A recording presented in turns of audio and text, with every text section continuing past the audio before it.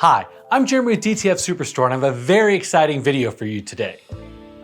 We're doing a collaboration with the YouTube channel FancyLooks. She's an artist based in Spain with a huge following in Mexico.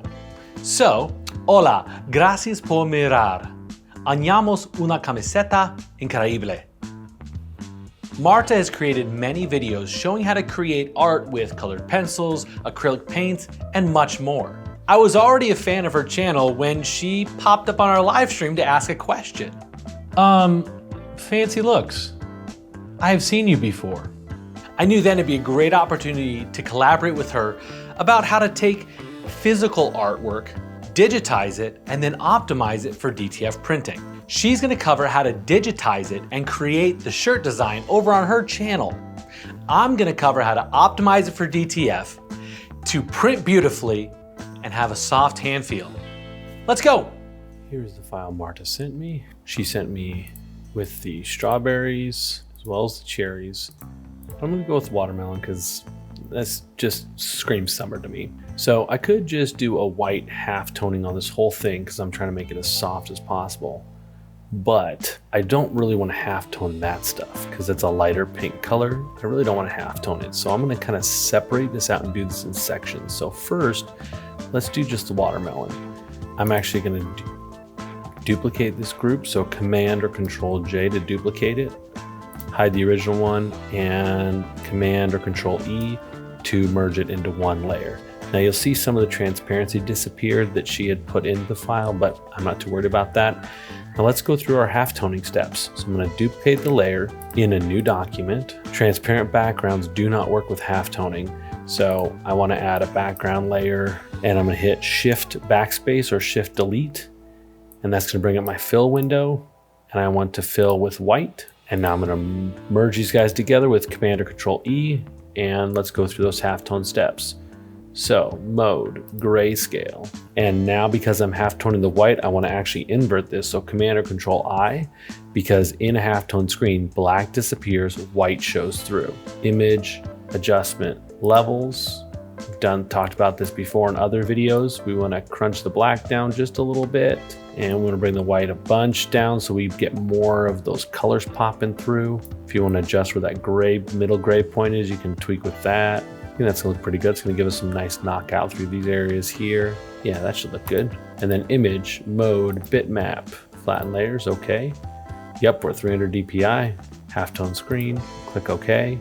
Because this is artwork, I'm gonna go with a little bit bigger number. Normally I do 35, I'm gonna do 30 on this with 22 angle and round. There we go, there's our halftone screen. Now just Command or Control A, Command or Control C to select all and copy.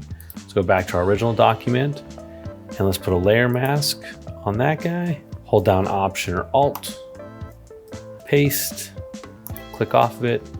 There we go, now we're halftone, but now we see all those letters behind it, right? That doesn't look right. So what we're gonna do is we're gonna create a layer mask on this background that gets rid of the watermelon. So holding down Command or Control and click on the layer, that will select this whole object.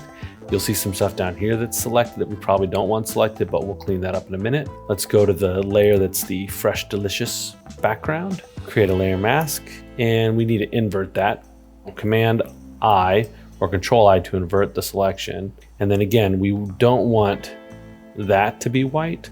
So we're actually gonna clean up the mask a little bit. So with the mask selected and the pencil tool selected, we want white because white shows through, black hides. So I'm gonna grab that and paint on that layer mask just behind this right here. There we go, perfect. And that looks great. Now, we have this white background there. I'm gonna hide this and you're gonna find out real quick, all these streaky marks are like semi-transparent pixels. And though this is going on a white, it probably is not a big deal. I'm still going to show you guys anyway how to clean up these semi-transparent pixels. So what I'm going to do is now that I've cut out that fresh fruit, I'm going to grab all of these guys, all these background text layers, and I'm going to copy them so I don't destroy anything. So Command or Control J, and then I'm going to do Command or Control E to merge them, and I'm going to hide all the original ones. So now I've just got this one layer, and we're going to click on it, and we're going to go to Layer, Layer Masks, from transparency, click on the layer mask and go to Image, Adjustments, Threshold. Now see how that kind of disappeared? This is our control to turn on and off what is opaque or what disappears. Because again, with threshold, everything on this side is going to go 100% opaque. Everything on this side is going to go 100% transparent. So if I slide it down, bring more and more stuff that's going to be opaque. And if we go too far, it kind of throws off the look of it. So I'm actually going to bring this up here to where it has a little bit more of kind of the look I'm looking for. If I go up here, you'll see all that pink disappears. So that's what we're kind of doing here. We're just finessing that so that we have only fully opaque pixels. Click OK, zoom out, just double check it looks nice, looks like I want it to. Yep, perfect. Now we've got a perfect graphic that's got a major knockout here to make it feel super soft and no semi-transparent pixels, so no weird things showing up. Finally, I'm gonna go to Image, Trim. I'm gonna get rid of the excess pixels around the edges, so trim to transparent pixels. There we go. Now we're gonna export for print, open Digital Factory and open a new file, add in our design. Now we're gonna select our design and we're gonna change the print mode to a white or light garment.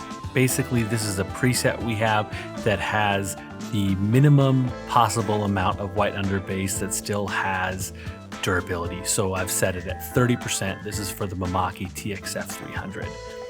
Basically, the idea here is that we're doing the least amount of white possible. I'm gonna add some copies because we're gonna do a couple other tests with this thing. And we're gonna send it to print. If you've never seen direct-to-film printing before, the printer lays down the colors first, so the cyan, magenta, yellow, and black, whatever combinations of those, and then it lays over a layer of white. The white ink is what the adhesive powder actually sticks to. It's the combination of the adhesive powder and the white ink that gives DTF its stretchiness and its durability. Once it goes through the curing oven, it's going to look kind of like this on the backside. If you look closely, you can see an orange peel texture. That means it's cured properly. Now we're going to place the graphic on our shirt on the heat press. In this case, we're using a 100% cotton shirt. So we're going to be pressing at about 300 degrees for 15 seconds. Once we know we're centered and lined up properly, we're going to put down our heat press. Now we're using our V2 hot peel so we can peel it immediately after pressing.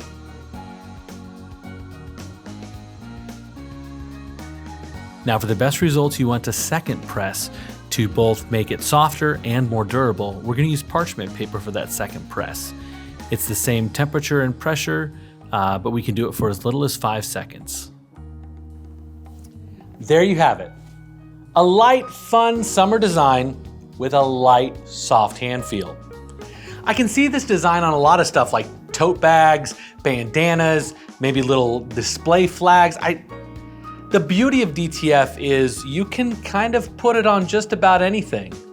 Now, if you haven't already, go check out the video from FancyLooks.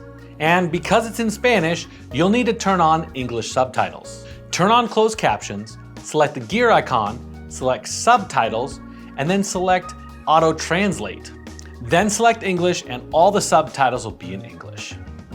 Huge thanks to Marta. As soon as we started messaging, I realized we were kindred spirits, wanting to empower creatives to create. Thanks so much for watching, and we'll see you next time.